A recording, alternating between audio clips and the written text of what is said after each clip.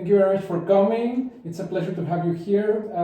Paniel, you're going to talk about pragmatism and religious experience, right? So the floor is yours. Thank you very much.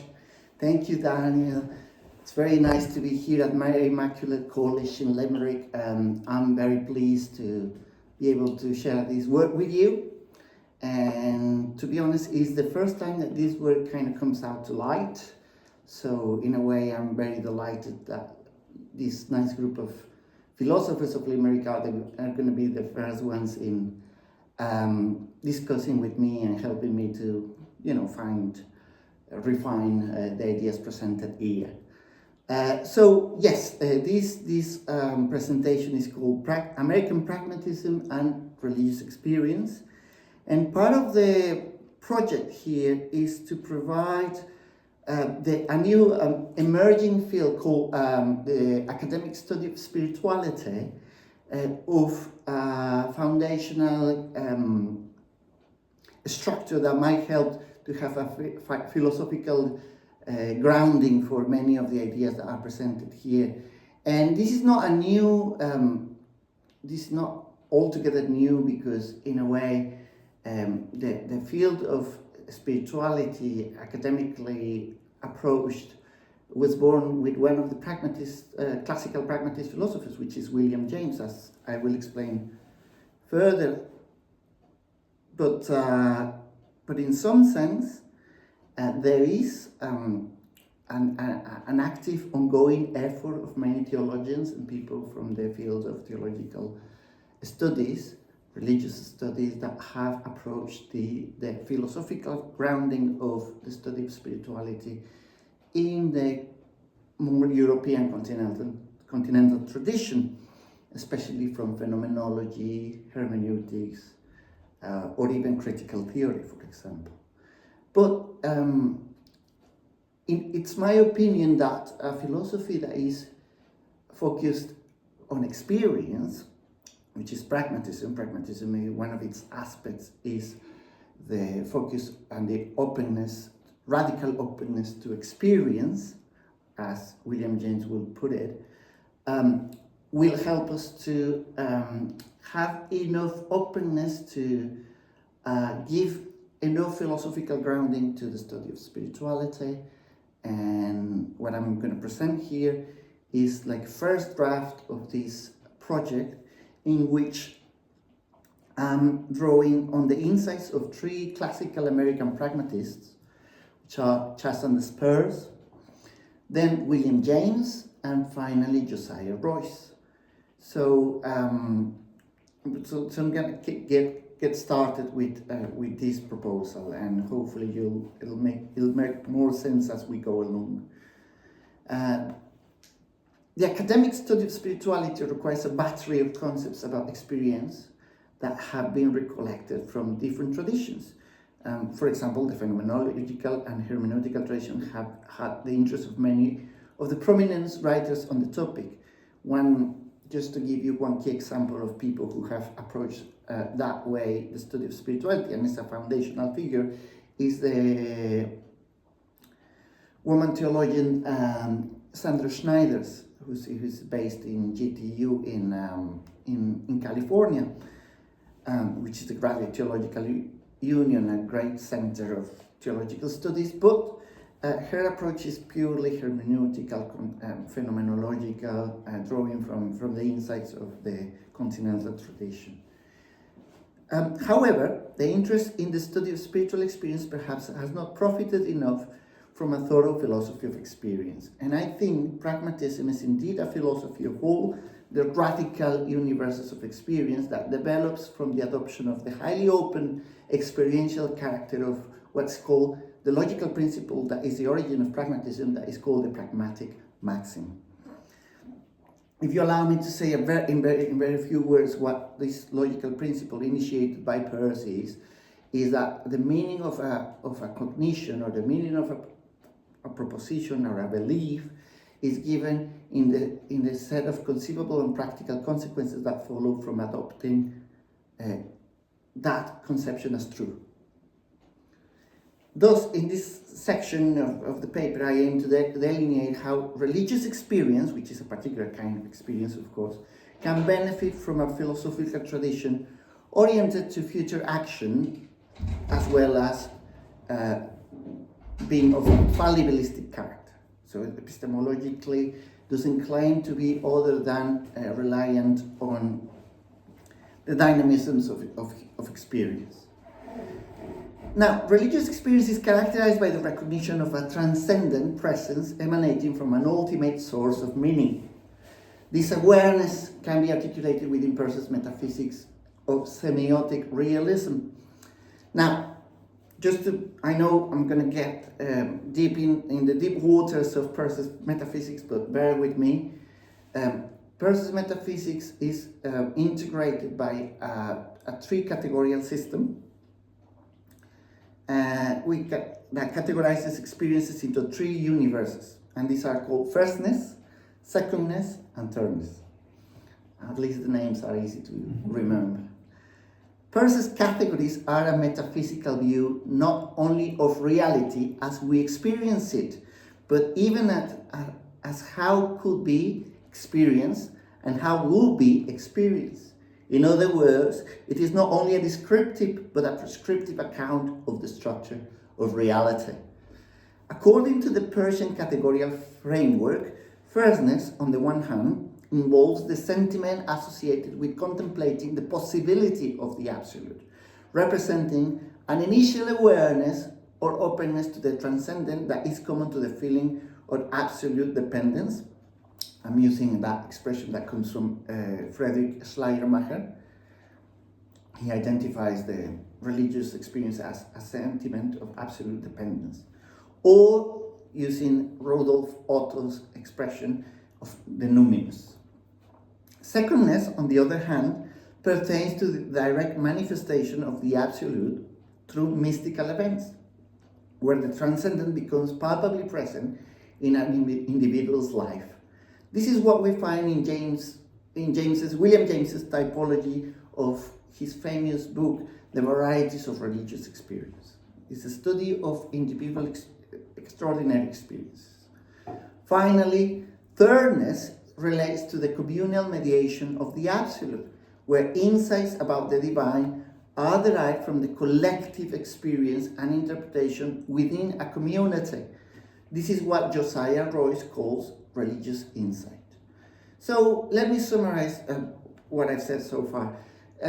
When we talk about Peirce's categorical framework, we're talking about a theory of the different ways of understanding experience, different, as he calls them, universes of experience. And firstness is, just to summarize, firstness is possibility. Secondness is actuality, like events that can be understood mostly as discrete accounts of a first person account of an event. And thirdness has to do with regularities and patterns that emerge from continuous experience. And as you can see, the plan of the talk is to identify an aspect of religious experience to each of the universes of experience. For the universe of firstness, as it were, we're gonna have to rely on the work of the modal kind of conditions that are involved in whether it's possible to experience something that is transcendent or not.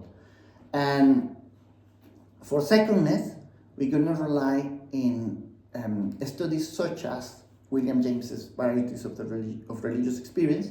And for thirdness, which is the kind of regular pattern that emerges within interpretation in a community, we're going to use the thought of American philosopher Josiah Royce.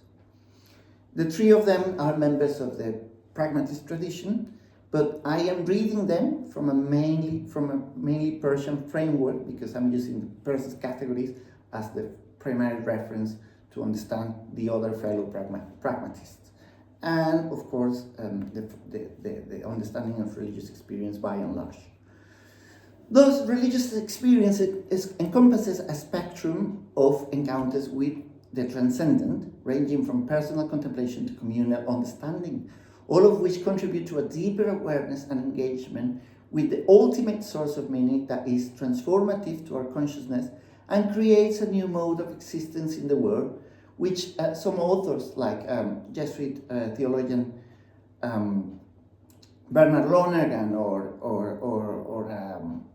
a scholar of mysticism in historical perspective, Bernie McGinn, have called mystical consciousness. The theological dimension, therefore, is crucial for comprehending religious experience. So, well, I'll come back to that. Bearing that in mind, I will propose that with Lonergan's theory of insight, we can highlight how such experiences can transform one's entire outlook on life. And then David Tracy, which is another theologian, concept of religious classics, further underscores the significance of certain religious texts and traditions as foundational sources of insight and understanding.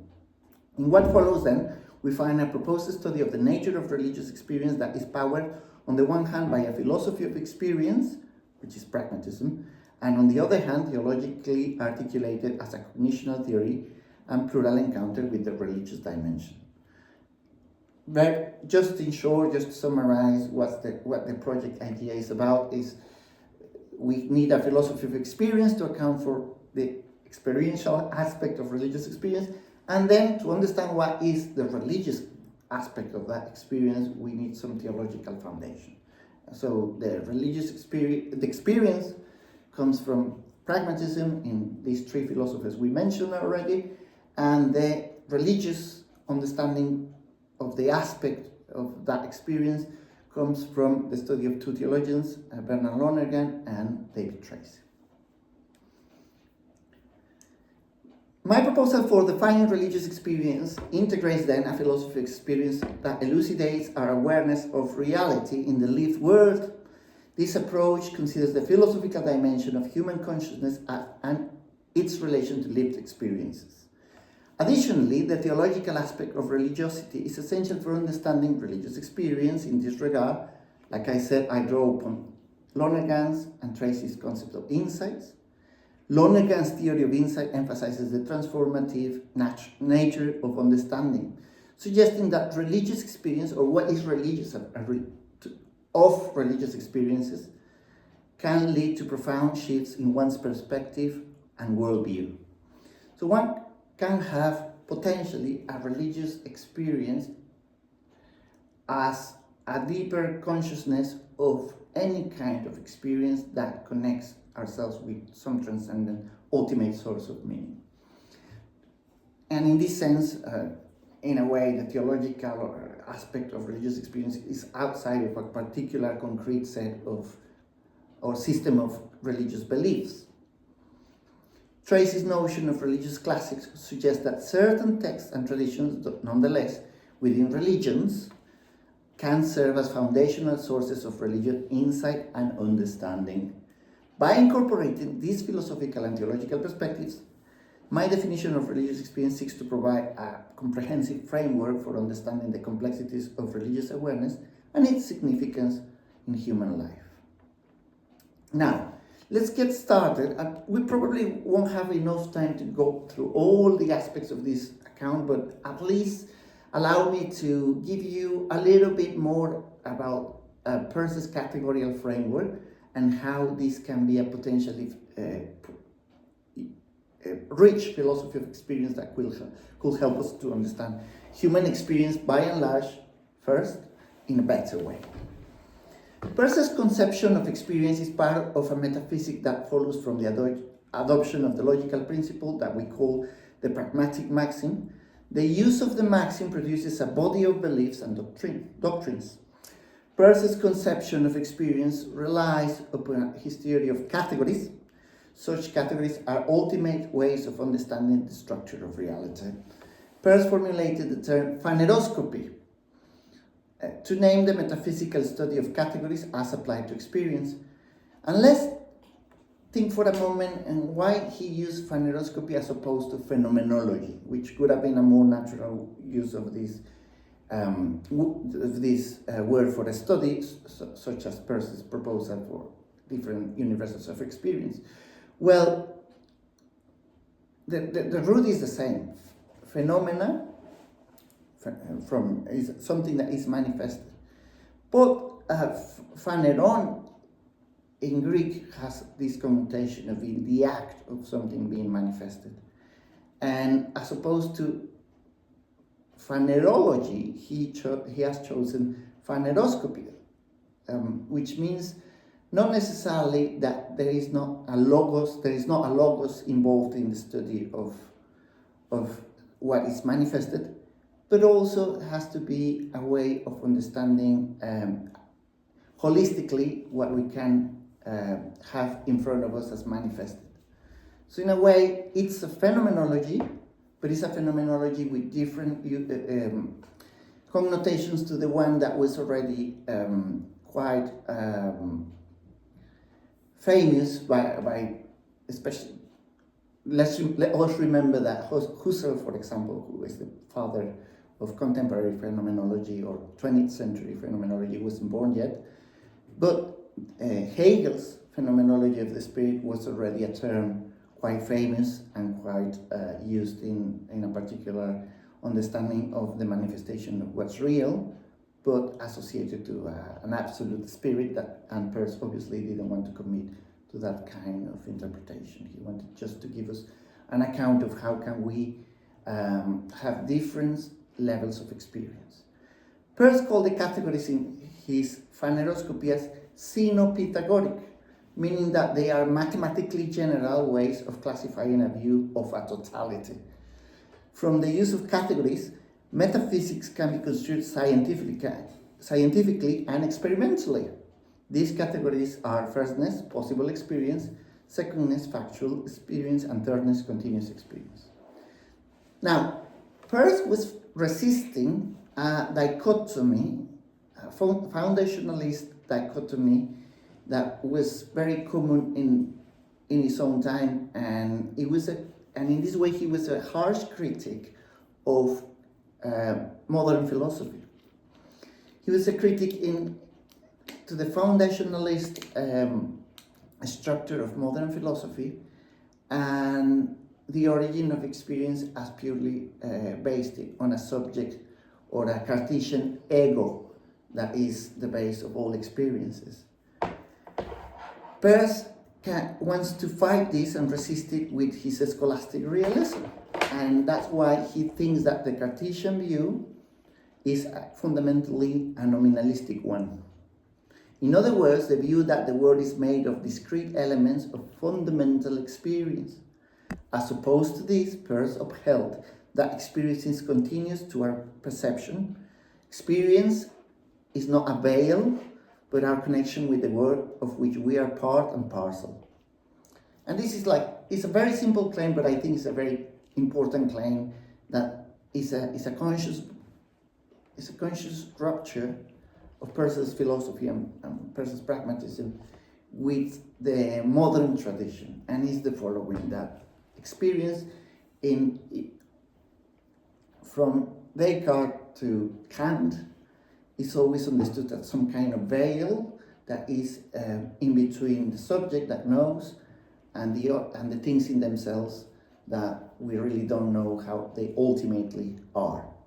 So experience is kind of conceived as a veil, and the proposal of the pragmatist tradition, based on the pragmatic maxim, is that experience is actually the bridge in which we can navigate our understanding of the world, and we're not fundamentally separated from them. This is what John Dewey, another famous pragmatist, used to call the spectator view of knowledge. Spectator view of knowledge is that we are some kind of passive, our consciousness is a passive spectator of what's happening out there, and knowing is some kind of seeing the play that is in front of us. But the pragmatist account of experience is fundamentally different, because it says that through action you can actually transform that experience that you're witnessing as well as being part of. So there's no veil, there's rather a bridge. The fundamental, so let me quote Peirce for a second. Everything present to us, he says, is a phenomenal manifestation of ourselves. This does not prevent its being a phenomenon of something without us, just as a rainbow is at once a manifestation both of the sun and of the rain.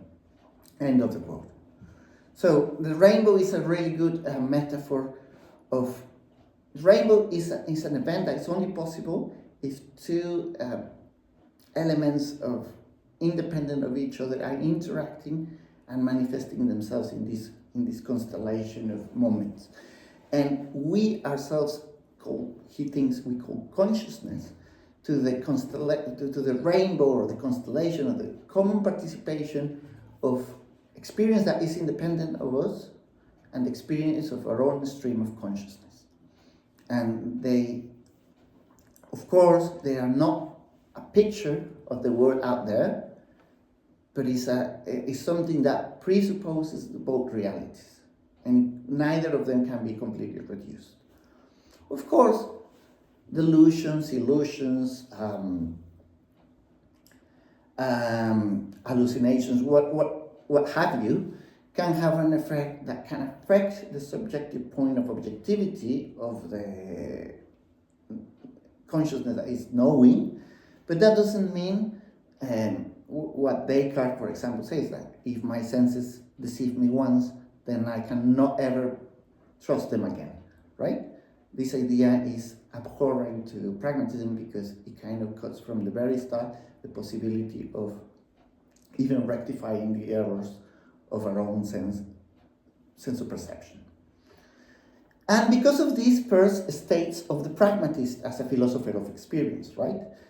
That he will have no difficulty with thirdness is clear enough because he will hold that conformity of action to general intentions is as much given in perception as is the element of action itself, which cannot be mentally turned away from such general purposiveness.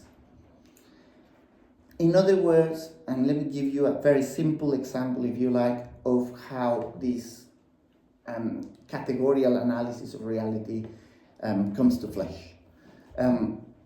Imagine that we are we happen to have a gorgeous day here outside in Limerick, and if we decide to come out for a drink after the talk, we realize that as soon as we leave the building, we find a sunshine that kind of blinds us for a second, okay? So that's the pure feeling of blindness. It could be identified with firstness. I mean, we are in a context that involves sensations that are there to be taken by our consciousness states, or conscious states. And secondly, then we realize that is hurting our eyes, for example. And then we decide either to take an umbrella or to use some dark shades to our glasses. And then we protect ourselves from that sun, which is the thirdness. Is an understanding and interpretation of what happened with the outward clash that the secondness represented. So, in other words, rational engagement with reality is manifestation of the thirdness of our understanding and navigating in reality. So whenever we develop a habit, for example, such as using an umbrella when it's too sunny, or using dark glasses when it's too sunny, then what we do is develop a pattern that rationally reconstructs the event and engages with experience, interacting with it in different relevant ways. In other words, it's what we call in epistemology rational self-control. We need critical self-control over actions because we take on account our expectations and our predictions of how reality could or could not be. When we come to this point, we need a systematic way to understand thirdness, and this is the origin of Peirce's semiotics. Semiotics as articulated by Peirce, is a systematic science that rigorously examines science. It can be understood as a logic of science, as it provides a framework for understanding how science functions in thought and in communication. Since all thoughts are science, then semiotics plays a crucial role in shaping our understanding of the world.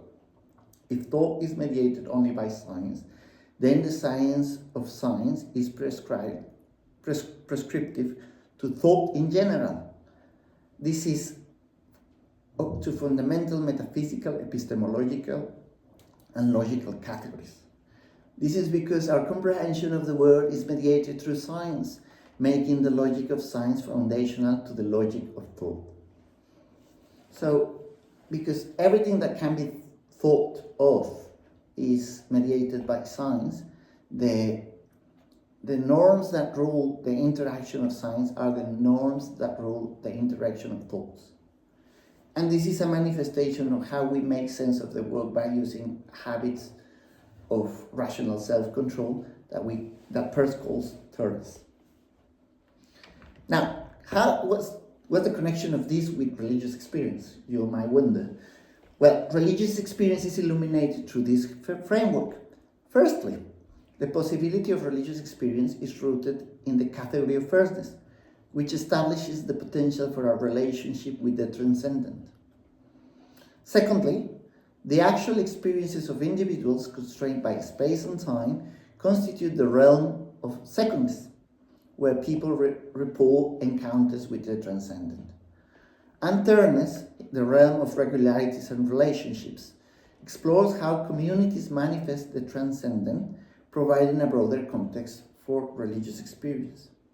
Now, while Peirce primarily focused on the scientific aspects of semiotics, he was interested in a philosophy of science, not discarding religious experience, but religious experience really wasn't the aim of his inquiry. Reyes recognized, however, its potential for shaping communal identity based on loyalty. Reyes' semiotics envisioned a community that embodies the highest form of religious insight, where the relationship between the absolute and the community is expressed through the concept of the beloved community, which is a category he uses, encompassing both vertical and horizontal dimensions of value. Reyes criticized William James, for presenting an overly individualistic account of religious experience, suggesting that James limited the scope of religious experience to the category of secondness. What we get from Reyes, then, is a mediating third, an elevation of religious experience to religious insight. The common interpretation of experience reveals the binding power of religious experience. And this helps us to make sense of communal sources of religious insight, like liturgies in all major religions are expressions of common shared meanings and common shared longings to connect with realities that are ultimate source of meaning.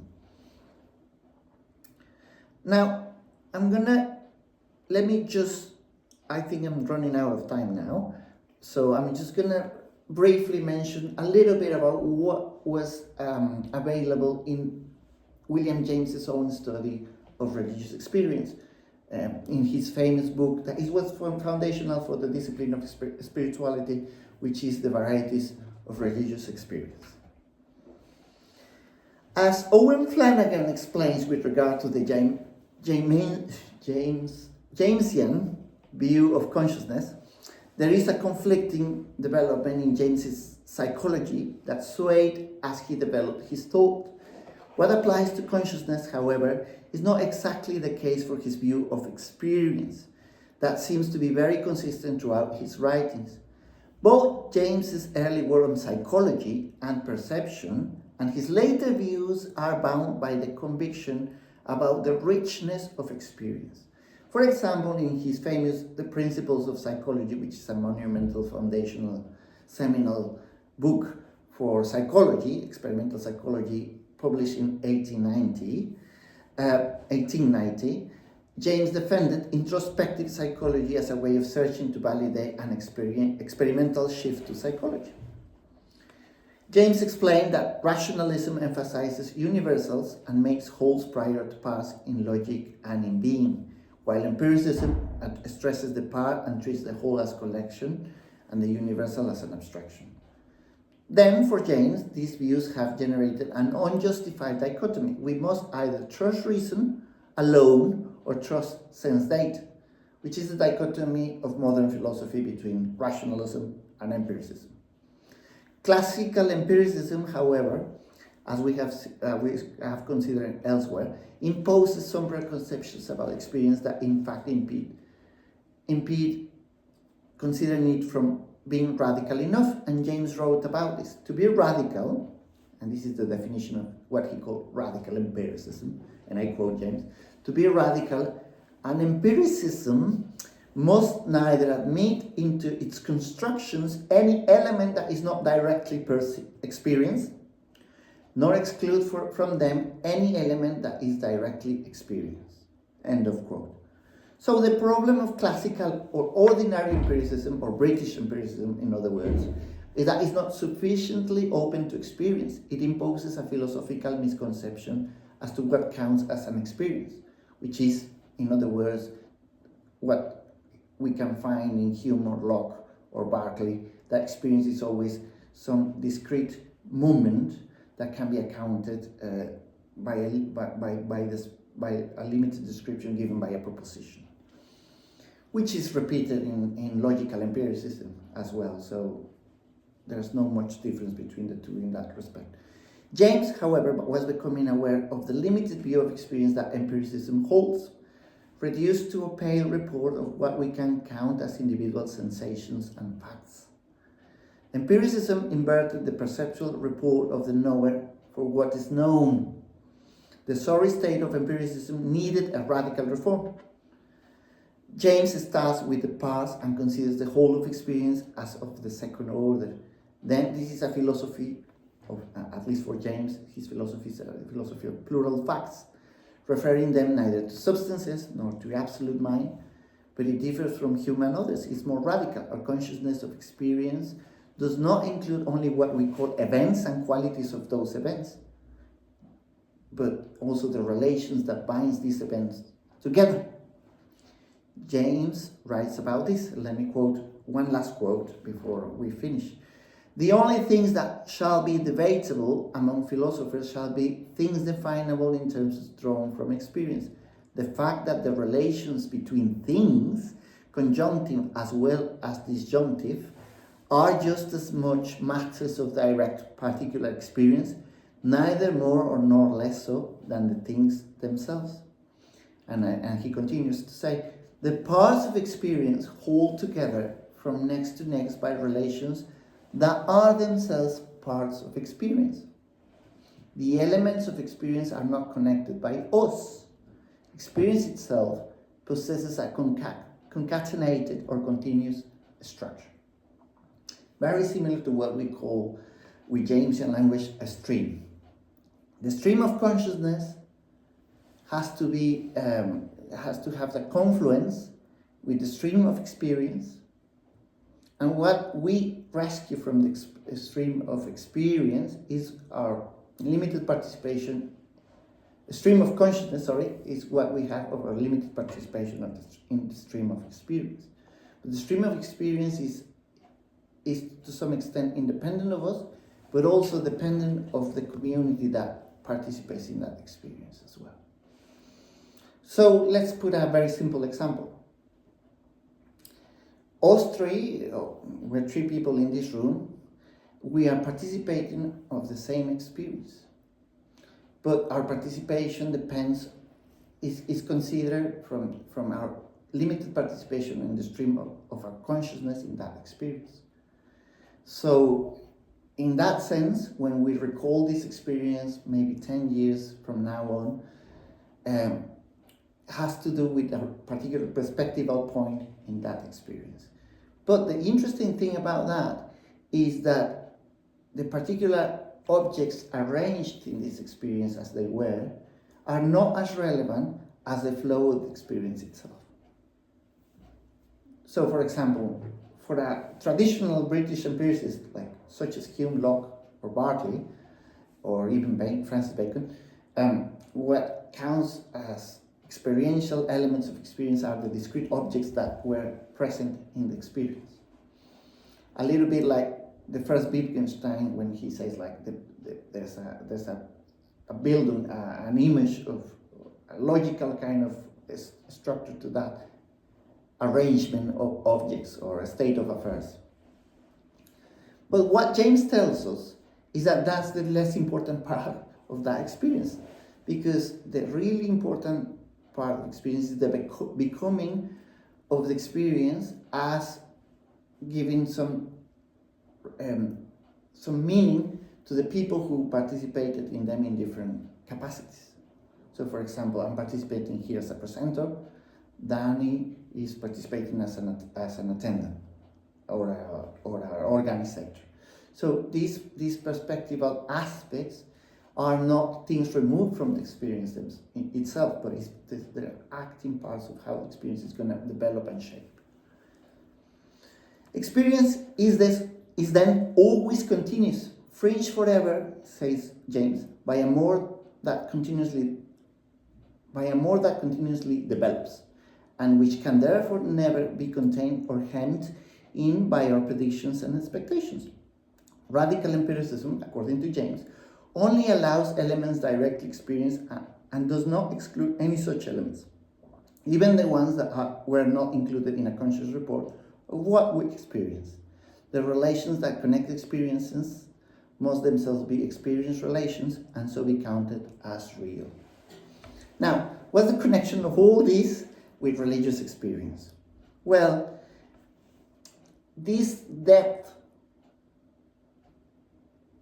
of experience that is a lot more than what we can consciously reconstruct by describing the experience, allows us to think that experiences themselves have meaning oriented to the future. For example, and a simple example of that is when we have a very strong experience, such as an accident, for example. When we leave the accident, we don't have full consciousness of what happened. It's only when we reconstruct the accident that we understand how it happened and what we could do, for that to happen, or what we couldn't do, and how we can retrieve meaning for the upcoming events in our own life. So in a way, that means that the experience has a surplus of meaning that is there for the taking in future experience. And in this way, religious experience, according to James, in the varieties of religious experience, is not only an experience that can be accounted for a certain number of causes that they might have. And this is interesting. Bear with me just 1 second more. This is interesting in this sense. If you read the varieties of religious experience, there's an account of strange things that happen to strange people, basically, or weird people. And it seems as though most of these experiences could be reconstructed as psychologically deranged accounts of people who had clear circumstances in which they weren't fully conscious. But the interesting thing about it, James says, is that to understand the religious aspect of experience, one has to go to the fruits and not only to the roots of the experience. In other words, it is true that a person that reports a mystical experience could have some kind of mental state that is pathological or what have you. I mean, I'm exaggerating a little bit. I'm not calling everyone that reports a religious experience a person who is deranged or anything. But even if a person was affected by mental health circumstances, that doesn't necessarily mean that the experience doesn't have a religious component or can have a potentially religious consequence that might have a surplus of meaning that in the long run might emerge as a connection with a transcendent ultimate source of meaning. Even, for example, a delusion or an hallucination might be a way of experiencing something transcendent by means of, like the limited circumstances of the particular person that lives it. And this, for example, connects with how traditional cultures give so much meaning to dreams, for example.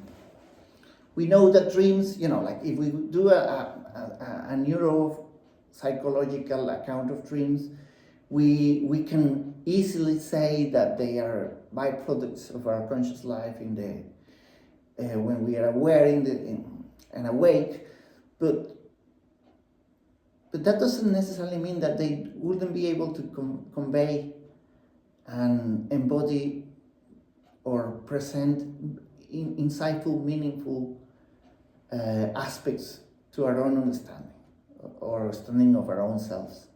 And that's why traditionally meanings are considered in many cultures sources of meaningful perspective in some events of life, for example. So I think I went over the time I was allocated, but let me just finish with an overall conclusion, okay? Pragmatism, with its focus on practical consequences and experiential validation, offers a powerful framework for understanding religious experience. By examining the tangible outcomes of beliefs and practices, pragmatism allows us to assess the significance of religious phenomena in individual and communal life. This paper delved into the intersection of pragmatism, religious classics, and the evolving nature of religious experience, drawing from insights of also theological accounts such as Tracy's and Lonergan's to understand what's the ultimate source of meaning that they connect with. Unfortunately, I don't have time to present the second part, which is the more theological aspect of what's religious about religious experiences. But at least the philosophy of experience that we picked up to reflect on gives us a more wider spectrum of possibilities and realities that can be accounted by human experience, a lot more than traditional empiricism that takes to experience to be only the discrete kind of accounts of what they call sense data that makes experience only a matter of presence and expectation of what's in front of us through direct perception. And of course that, in my opinion, that will limit anything that we want to bring to be analyzed in experience, but even more so for religious experiences, because they obviously point towards something that is not evident in the sense of sense data. So thank you for your patience, and sorry if I went a little bit over the time, but yeah, I hope you find it interesting, and I look forward to hear your questions. Thanks so much.